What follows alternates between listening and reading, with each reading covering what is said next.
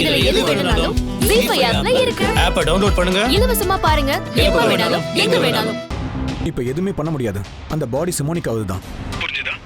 அபி இப்ப கண்டிப்பா கோர்ட்டுக்கு போயே ஆகணும். டேய், இப்படி இருந்தா கேஸ் அபிக்கு அகைன்ஸ்டா மாறிடுமே. இதுக்கு நம்ம ஏதாவது செஞ்சாகணும். ஏதோ எவிடன்ஸோ ப்ரூஃபோ தேடி அவன் ஃபேவருக்கு எல்லாத்தையும் மாத்தி ஆகணும். இப்ப நம்மளால ஒண்ணும் பண்ண முடியாது பிரபா. இப்ப கோர்ட் என்ன டிசிஷன் எடுக்குது நம்ம வெயிட் பண்ணி தான் பார்க்கணும். அப்படின்னா நம்ம சும்மா இருக்கணும்ங்கறியா? அபியை காப்பாத்த எதுவுமே பண்ணக்கூடாதா? பிரபா, நான் உன்னோட ஃப்ரெண்டுடா. நான் என்ன சொன்னாலும் அது கரெக்டா தான் இருக்கும். பிரகியா கிட்ட இனிமே எதையும் அவசரப்பட்டு பண்ண வேணாம்னு சொல்லிடு. அப்படி பண்ணிட்டா அபிக்கு அகைன்ஸ்டா கேஸ் இன்னும் ஸ்ட்ராங் ஆயிடும். இவனுக்கு என்னாச்சுன்னு தெரியலையே.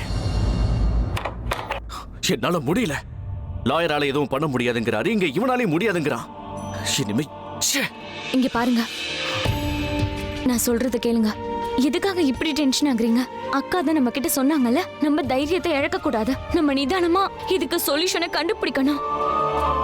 இங்க பாருங்க, ஒரு விஷயத்தை நம்ம பிரச்சனைய பார்த்தா அது நம்ம கண்ணுக்கு பெருசா தெரியும். நம்ம அதுல தோத்துருவோம்னு கூட தோணும். அதுக்கு சொல்யூஷனை மட்டும் நம்ம கண்டுபிடிச்சிட்டோம்னா இதெல்லாம் நம்ம கண்ணுக்கு ஒரு பிரச்சனையாவே தெரியாது.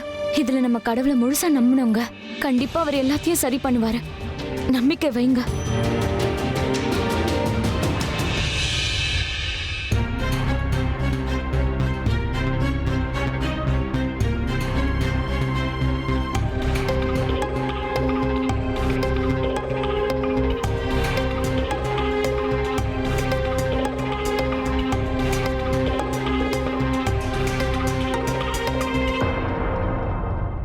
என்ன மன்னிச்சிரு பிரக்யா.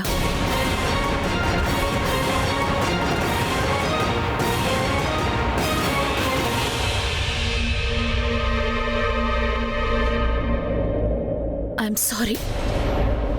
நான் எதுக்கு சாரி சொல்றேன்னா, என்ன நினைச்சாலும் என்னால உன்னை விரும்ப முடியல. I hate you Pragya, I hate you. And you know why? Because I love my brother. என் அண்ணனை நான் ரொம்ப விரும்புறேன். நான் எதை வேணாலும் பொறுத்துக்குவேன். ஆனா என் அண்ணனுக்கு ஏதாவது கெடுதல் நடந்துச்சுன்னா அதை என்னால பொறுத்துக்கவே முடியாது. From day one இருந்தே எனக்கு நல்லா தெரியும் நீ என் அண்ணனுக்கு கொஞ்சம் கூட பொருத்தமே இல்லைன்னு. எனக்கு நீ என் அண்ணன் லைஃப்ல வந்தியோ அன்னில இருந்து என் அண்ணன் பிரச்சனையை மட்டும் தான் ஃபேஸ் பண்ணிட்டு இருக்கான்.